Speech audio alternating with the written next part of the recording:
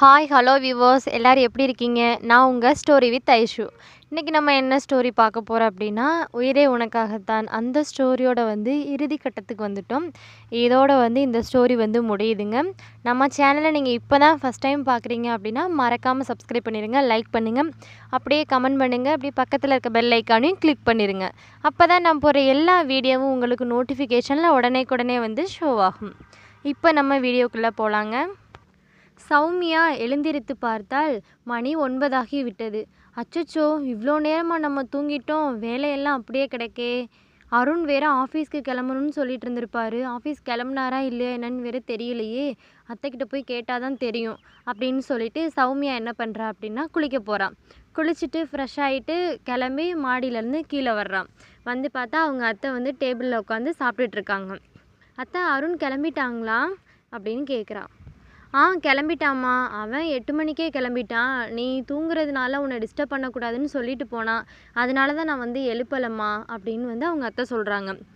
கொஞ்சம் உடம்பு சரியில்லைங்க அத்தை, அதான் டயர்டில் தூங்கிட்டேன். பரவாயில்ல, நீங்கள் என்னை எழுப்பியிருக்கலாம்ல, நான் எந்திரிச்சிருப்பேன்ல அப்படின்னு சொல்லி சௌமியா சொல்கிறா. சரி பரவாயில்லம்மா, அதனால என்ன இருக்குது, உட்காரு சாப்பிடு அப்படின்னு சொல்லி அவங்க அத்தை சாப்பாடு எடுத்து வைக்கிறாங்க. நீங்கள் உட்காருங்க அத்தை, நானே சாப்பாடு போட்டுக்கிறேன் அப்படின்னு சொல்லி சௌமியா சாப்பாடு எடுத்து வச்சு சாப்பிட்றா. சாப்பிட்டு முடிச்சுட்டு மித்த வேலைகள்லாம் நானே பார்த்துக்கிறேங்க அத்தை, நீங்கள் போய் ரெஸ்ட் எடுங்க அப்படின்னு சொல்கிறா. வீட்டு வேலையெல்லாம் பார்த்துக்கிட்டே ஒரு முடிவு எடுக்கிறா. இன்றைக்கி கண்டிப்பாக அருண் வந்தவுடனே நம்ம உண்மையை சொல்லிடணும் அப்படின்னு சொல்லி மனசுக்குள்ளேயே ஒரு தீர்மானம் பண்ணிக்கிட்டு தனக்குள்ளேயே பேசிக்கிறான். எப்படியாவது இன்றைக்கி சொல்லிடணும், சொல்லி மன்னிப்பு கேட்டுறணும், என்னை மன்னிச்சிருங்க நான் செஞ்ச தப்புக்கு அப்படின்னு சொல்லி மன்னிப்பு கேட்கணும் அப்படின்னு அவன் நினைக்கிறான். அருண் ஆஃபீஸில் வேலையெல்லாம் முடிச்சுட்டு ஒரு 6 மணியை போல் வீட்டுக்கு கிளம்பி வந்துடுறான். அவனும் ஒரு தீர்மானத்தோடு வர்றான். இன்றைக்கி நம்ம நடந்த உண்மையெல்லாம் சொல்லிடணும், சௌமியா கிட்ட மன்னிப்பு கேட்கணும் அப்படிங்கிற மாதிரி சொல்லிவிட்டு அங்கே ஆஃபீஸ்லேருந்து நினச்சிக்கிட்டே கிளம்பி வீட்டுக்கு வர்றான். இங்கே வீட்டில் சௌமியா வேலையெல்லாம் முடிச்சுட்டு அருணுக்காக வெயிட் பண்ணிகிட்ருக்கா.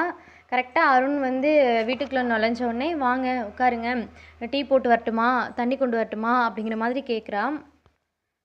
டீ மட்டும் போட்டு வா சௌமியா, போதும், கொஞ்சம் தலைவலியாக இருக்குது அப்படிங்கிற மாதிரி சொல்கிறான். சரின்னு சொல்லிட்டு கிச்சனுக்கு போய் சௌமியா அருணுக்காக டீயை போட்டு எடுத்துகிட்டு கொடுக்குறா. இந்தங்க குடிங்க அப்படின்னு சொல்லி கொடுக்குறான்.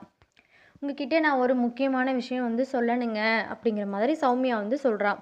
அதுக்கு அருண், நானும் உங்ககிட்ட ஒரு முக்கியமான விஷயம் சொல்லணும்னு நினைக்கிறேன் அப்படின்னு சொல்லி அருண் சொல்கிறான். சரிங்க, நீங்கள் சொல்லுங்கள் அப்படிங்கிற மாதிரி சௌமியா சொல்கிறான். அதுக்கு அவன் சொல்கிறான், நீ தானே ஃபஸ்ட்டு சொல்லணும்னு சொன்ன, அதனால் நீயே சொல்லு என்ன விஷயம் அப்படின்னு சொல்லி அவன் கேட்குறான். இந்த மாதிரி பேங்க்கில் நீங்கள் 1,00,000 ரூபாய் கட்டுறதுக்காக நீங்கள் வச்சுருந்தீங்கல்ல, அந்த 1,00,000 ரூபாய் எடுத்து நான் என்னை ஒருத்தவங்க பிளாக்மெயில் பண்ணாங்க. இந்த மாதிரி நான் காலேஜ் படிக்கும்போது எனக்கு தெரியும், ஆனால் உங்களுக்கு தெரியாது.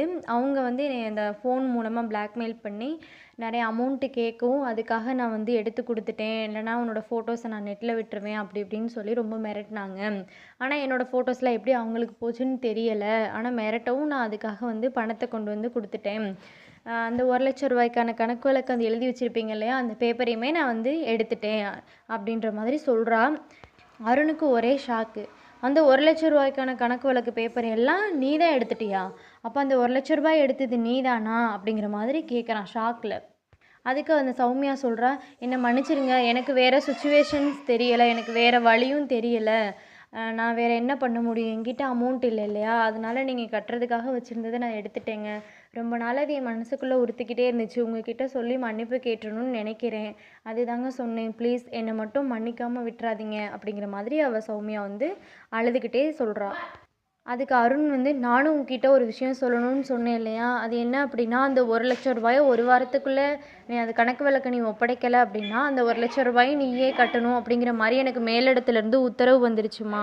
அதனால் உன்னோட நகையெல்லாம் உங்ககிட்ட கேட்காம உனக்கே தெரியாமல் எடுத்துகிட்டு போய் அடகு வச்சுட்டு நான் அந்த 1,00,000 ரூபாயை கட்டிட்டேன் அப்படிங்கிற மாதிரி அருண் சொல்கிறான். அதனால நீயும் என்னை மன்னிக்கணும் அப்படிங்கிற மாதிரி சொல்கிறான்.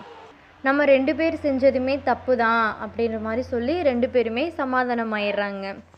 இதோட இந்த ஸ்டோரி முடிஞ்சிருச்சுங்க. ஒருத்தருக்கு ஒருத்தர் யார் தப்பு செஞ்சுருந்தாலும் சரி, அவங்க தன்னோட தப்பை திருத்திக்கிறதுக்கான ஒரு வழியை ஏற்படுத்திக்கணும்.